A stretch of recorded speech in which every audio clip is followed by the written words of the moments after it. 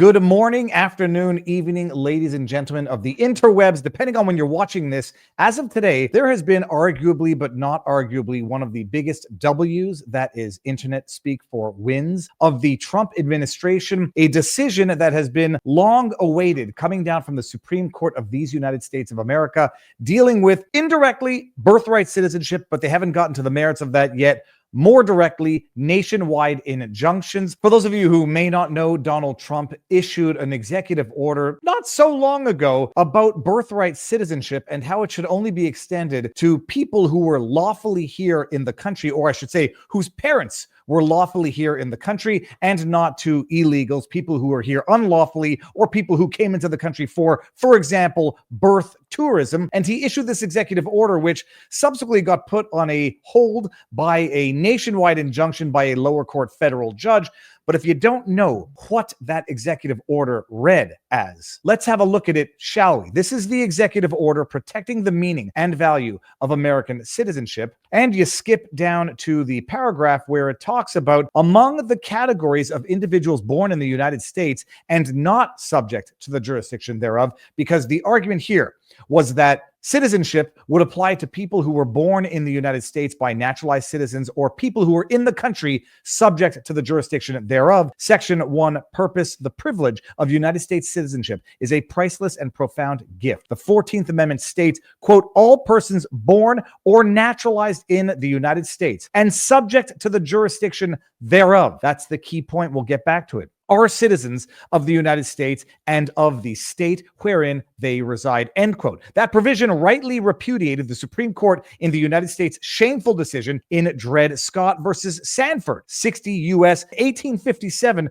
which misinterpreted the Constitution as permanently excluding people of African descent from eligibility for United States citizenship based solely on race. We'll come back to that in a second, but let's just understand how Trump sought to clarify birthright citizenship for the purposes of this executive order. He wrote, among the categories of individuals born in the United States and not subject to the jurisdiction thereof, the privilege of the United States citizenship does not automatically extend to persons born in the United States. 1, when the person's mother was unlawfully present in the United States and the father was not a United States citizen or lawful permanent resident at the time of said person's birth. Or 2, when the person's mother's presence in the United States at the time of said person's birth was lawful but temporary, such as but not limited to visiting the United States under the auspices of a visa waiver program or visiting on a student, work, or tourist visa, and the father was not a United States citizen or lawful permanent resident at the time of said person's birth. Now, why is this so important? Birthright citizenship under the 14th Amendment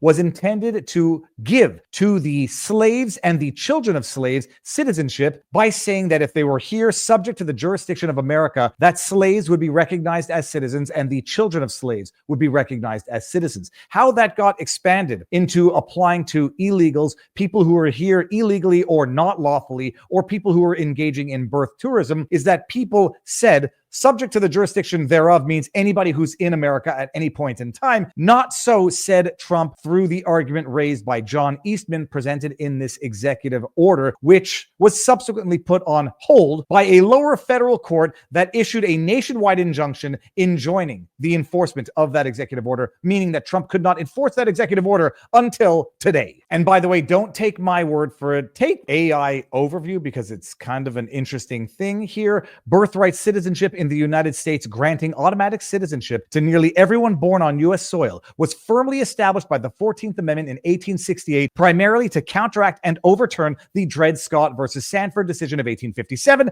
The Dred Scott decision famously ruled that African Americans, regardless of their status as freed or enslaved, could not be U.S. citizens, effectively denying them the rights and protections afforded by citizenship. And for those of you who are new to the channel, you will know that Dred Scott, as per the opinion of my esteemed colleague Robert Barnes, goes down as one of the most awful decisions ever issued by the Supreme Court. Today's decision is juicy. In the infighting that seems to be happening at the Supreme Court, it's taken us a while to get this decision, and Robert Barnes was saying the longer it takes to issue this decision, the more you know that there is substantial, meaningful, substantive disagreement among the Supreme Court justices. And my goodness, it's a 6-3 decision, the 3 dissenting opinions being the liberals, but holy cows, do the majority lay in to Ketanji Brown Jackson, the Supreme Court justice who issued the sole written dissent. And my goodness, when you hear what they say about KBJ, you would not want to be KBJ today. Hey, listen to what I say. I like to eat hay by the bay. Do what I say. It's from Happy Gilmore. Here's what they had to say. Now, I posted this on Twitter earlier today. This is the highlighted part where they address Ketanji Brown Jackson's dissent. And the Supreme Court writes, we got to start on the paragraph above the highlighted section. No one disputes that the executive has a duty to follow the law, but the judiciary does not have unbridled authority to enforce this obligation. In fact, sometimes the law prohibits the judiciary from doing so. And they reference the Marbury decision, which is critical here, concluding that James Madison had violated the law, but holding that the court lacked jurisdiction to issue a writ of mandamus ordering him to follow it. But see dissenting Jackson, if courts do not have the authority to require the executive to adhere to law universally, compliance with law sometimes becomes a matter of executive prerogative. Observing the limits on judicial authority, including as relevant here, the boundaries of the Judiciary Act of 1789, is required by a judge's oath to follow the law. And here is the beautiful part highlighted. Justice Jackson skips over that part because analyzing the governing statutes involves boring, quote, legalese, end quote. Post at 3, she seeks to answer, quote, a far more basic question of enormous practical significance. May a federal court in the, zooming out, United States of America order the executive to follow the law, end quote. In other words, it is unnecessary to consider whether Congress has constrained the judiciary. What matters is how the judiciary may constrain the executive. Justice Jackson would do well to heed her own admonition, quote, everyone from the president on down is bound by law, end quote. That goes for judges too.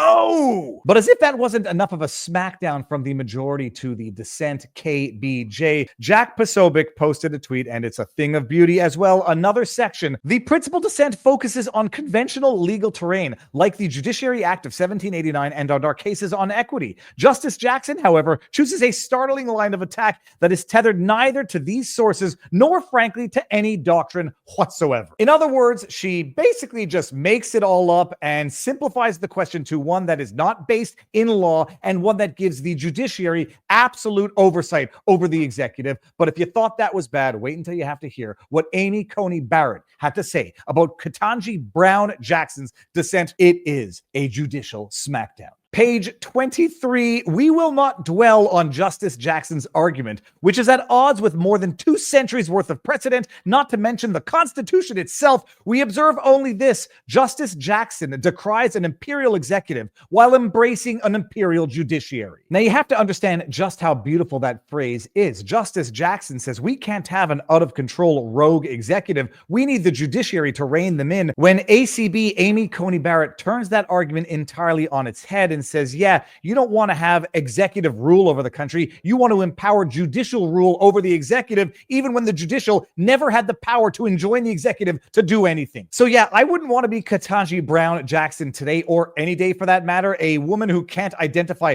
what a woman is no woman for me. But if you had any lingering doubts on how monumental this decision was, wait until you hear what Stephen Miller has to say. It's a thing of beauty. But before you even do that, if you are still watching and you haven't subscribed, liked, shared, dropped a comment in the comment section. I don't know what I have to do to make that happen. Viva Fry on Rumble, the Viva Fry on Twitter, vivabarneslaw.locals.com for the best above average law community out there. Robert Barnes and I will be talking about this Sunday night during the Viva and Barnes Law Extravaganza for the people. You know what to do, people, but listen to Stephen Miller talk about this decision and the impact it will have on Trump's presidency going forward. It is a big fat W heading into the weekend. Enjoy. Peace out, peeps. Yeah, I sort of also forgot the one-line summary. The Supreme Court did not ratify the executive order and say that it's in force throughout the nation in perpetuity. What it said was that the executive, the president, has a strong likelihood of success on the merits, and that the lower courts don't have the authority to issue nationwide injunctions to enjoin the executive to do anything. It goes back for a hearing on the merits,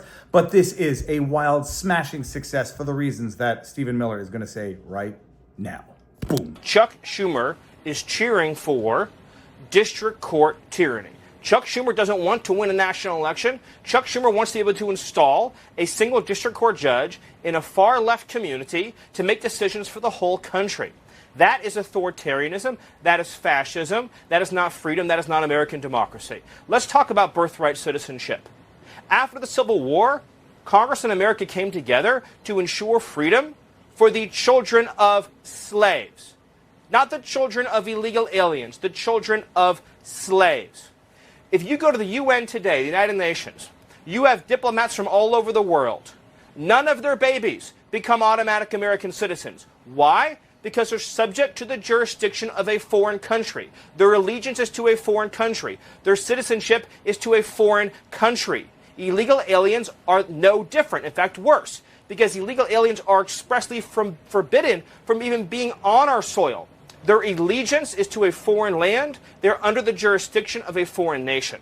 Their children are not U.S. citizens, and the Supreme Court has now cleared the way for us to restore the actual meaning of the United States Constitution and the idea that this special privilege does not belong to illegal aliens and their children. I'll make one more point about democracy. Chuck Schumer and the Democrat Party presided over the invasion of this country, violating our immigration laws, violating our sovereignty, violating our Constitution. And now they're relying on a handful of district court judges to cement that invasion. Americans showed up at the polls in overwhelming numbers to repel that invasion, to put Donald Trump back in the White House. With today's action, the Supreme Court has said that President Trump can fully deliver on the mandate the American people gave him in November.